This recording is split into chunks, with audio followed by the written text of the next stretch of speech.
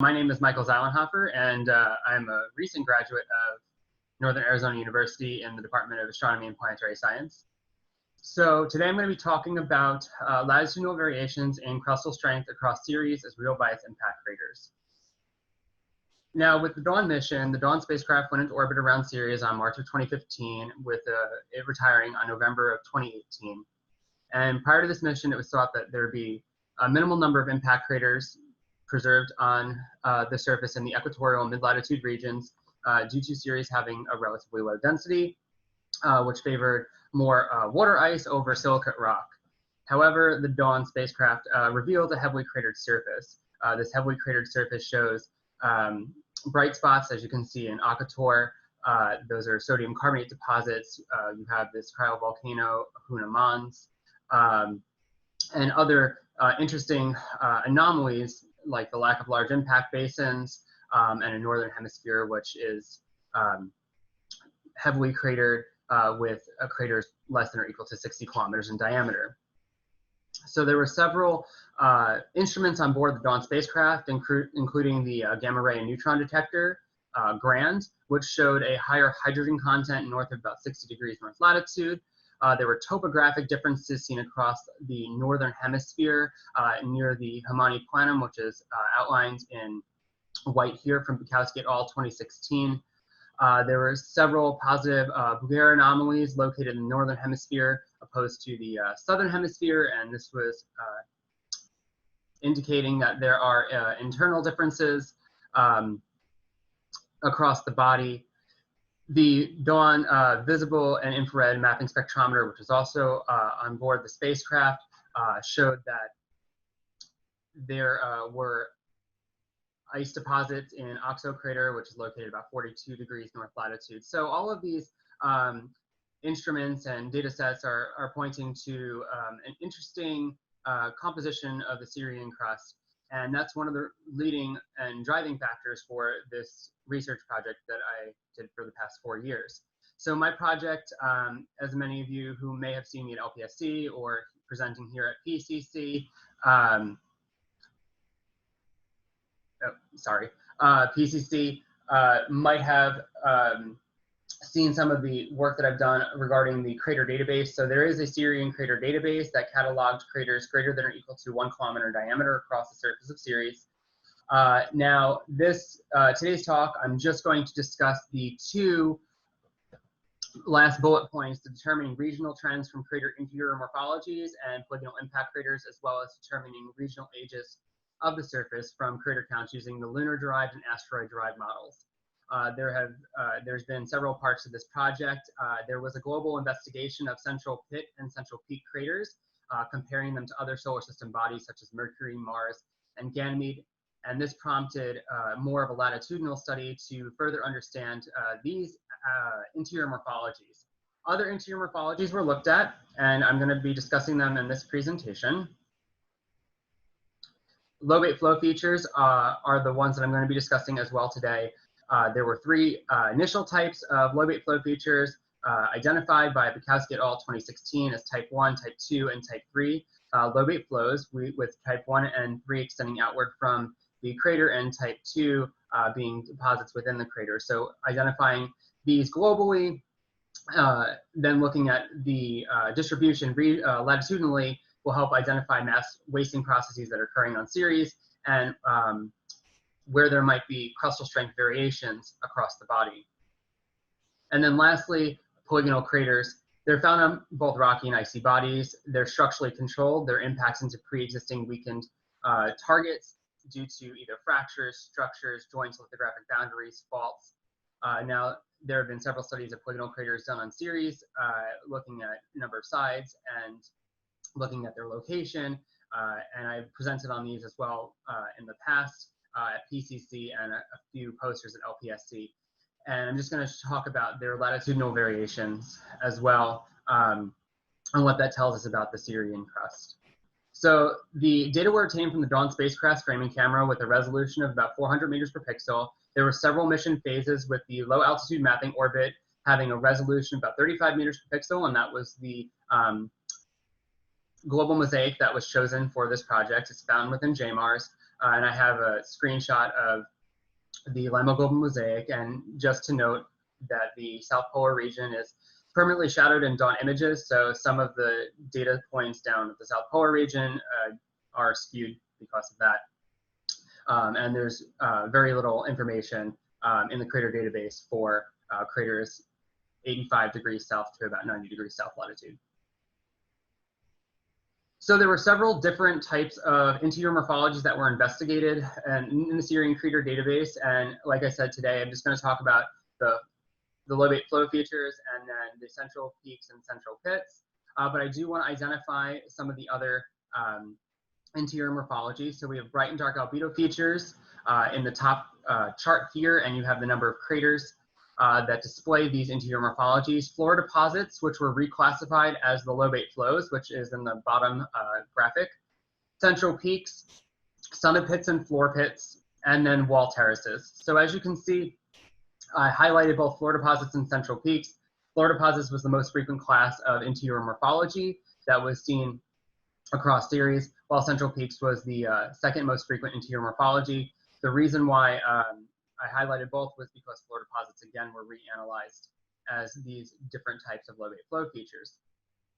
So globally, central peaks were found across every latitude, which makes it a great candidate to look at these latitudinal variations. Floor pits were actually located in the northern hemisphere, which was interesting to say the least because of the fact that they are floor pits arise due to the fact of particular volatile content and or more of a weakened or fractured target. So that was interesting to see those in the northern hemisphere and looking at their latitudinal trends as we move towards the North Polar region. And then summit pits were just evenly distributed between the two hemispheres, 2 in the north and 2 in the south. So central peaks and floor pits will be what I'll be discussing latitudinally. And then the floor deposits, there's type 1, 2, and 3. Type 2 is what I'm going to discuss later on due to the fact that there is a larger quantity of these. And then there are 2 additional classes in the crater database, generic floor deposits. These are most likely type 2 lobate flow features. However, due to their them being found in smaller impact craters at equatorial regions where the resolution isn't as great, I couldn't classify them as type 2, and then the combination type 2 and 3 being craters that have type 2 and type 3 lobate flow features.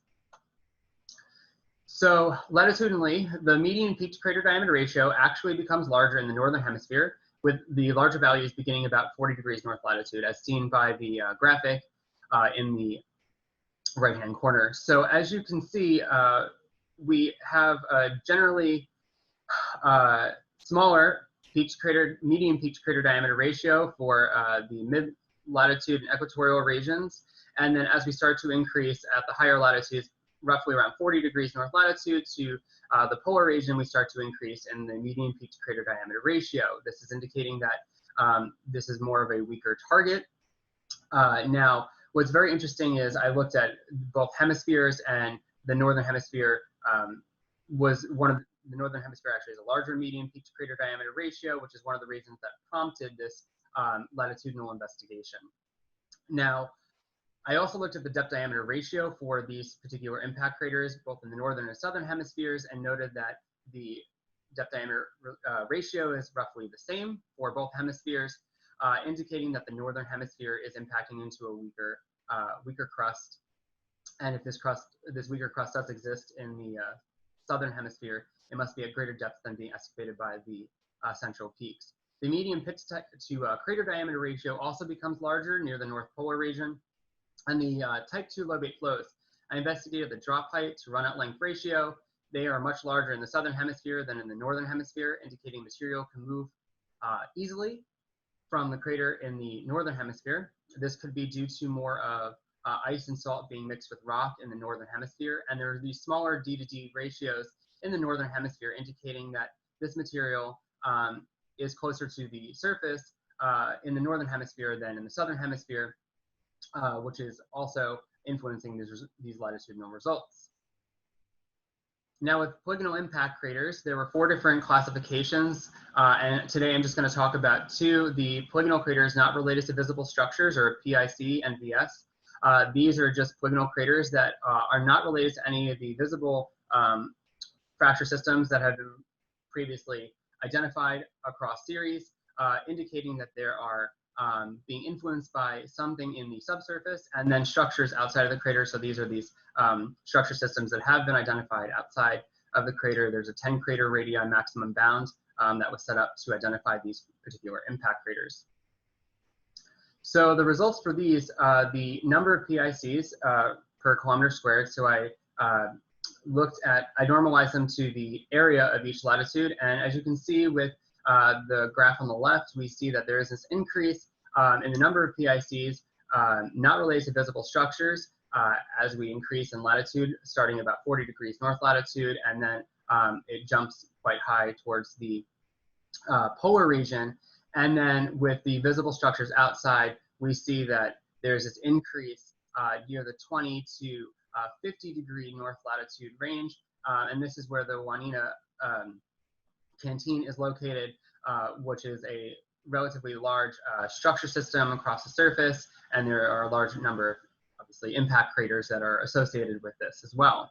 So this is also indicating that there's this weaker target in the northern hemisphere, and this could also be a result of the proposed true polar wander of Ceres with a reorientation of the pole of about 36 degrees.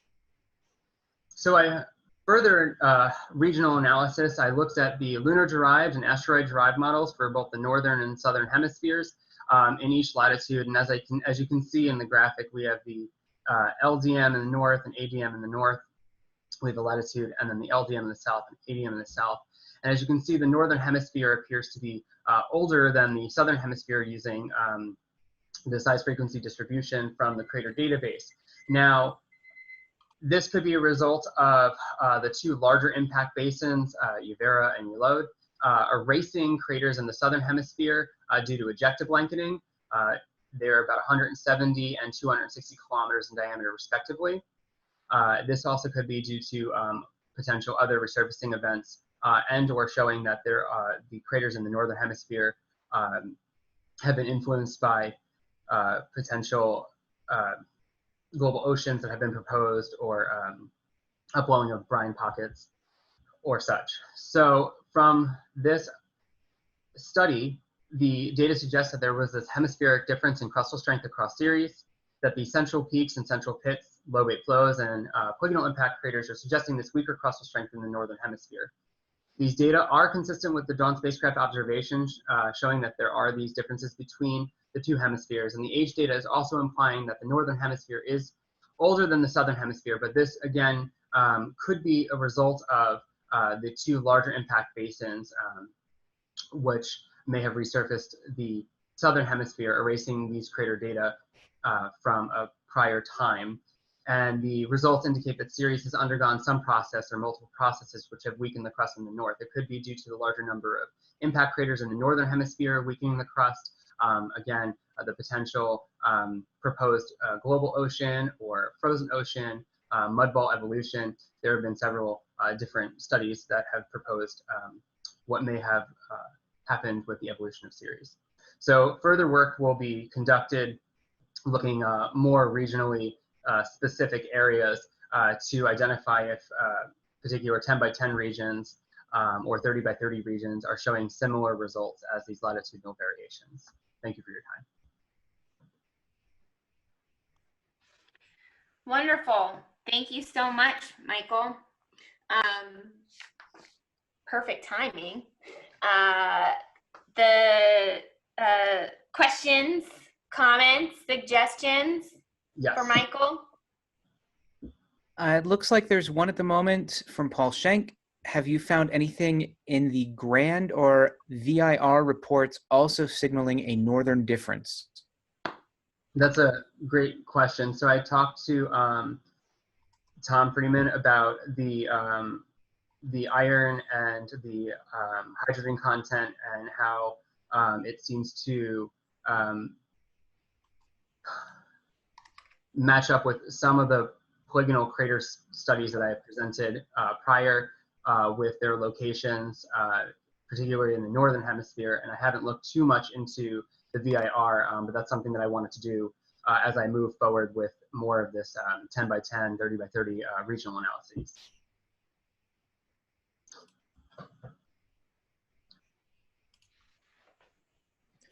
I don't see any further questions for this talk at the moment in the chat. Okay.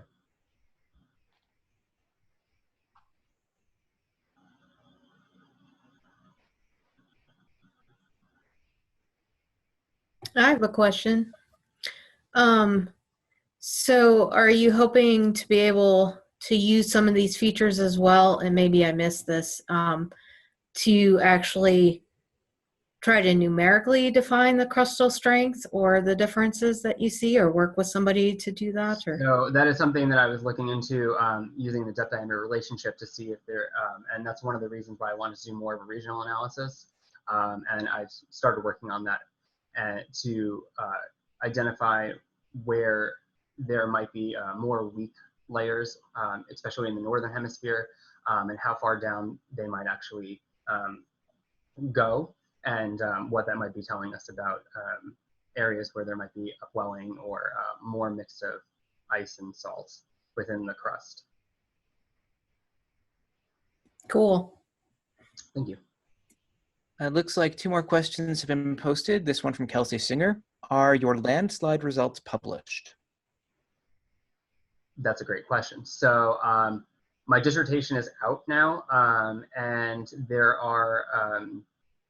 will be, I'm just working on submitting the crater database paper for review, as well as the polygonal crater paper for review. This latitudinal analysis is will be coming up as well. I'm working on that paper right now, so I'll have two in review, hopefully within the next month or so.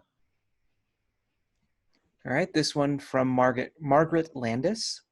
Question, how do the locations of these craters compare to the global fracture networks from Buczkowski and Scully? So that is a great question, and the polygonal craters, the ones that are related to those are relatively close to those structures.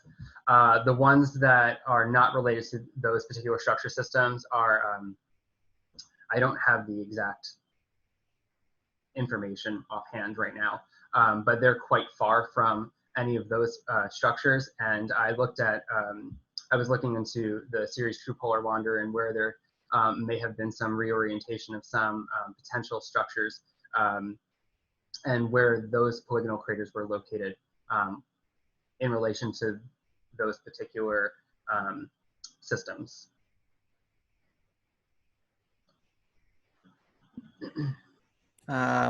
Nothing else at the moment in the chat. Okay. I'll ask another one. Do the observations you have of the central pits on Ceres put any new constraints on their formation? I know I think there's still like 3 or 4 different possible formation scenarios out there for how central pits form. That is correct. And Ceres has not provided any additional information in which will be discussed in the first paper regarding the crater database. There's a comparison between other central pits and the Syrian central pits, and it's very interesting, to say the least. It didn't provide any additional information. Okay, too bad. Yeah, it was something that we were hoping, but the fact that there's a very small number does not help either of the central pits found on Ceres.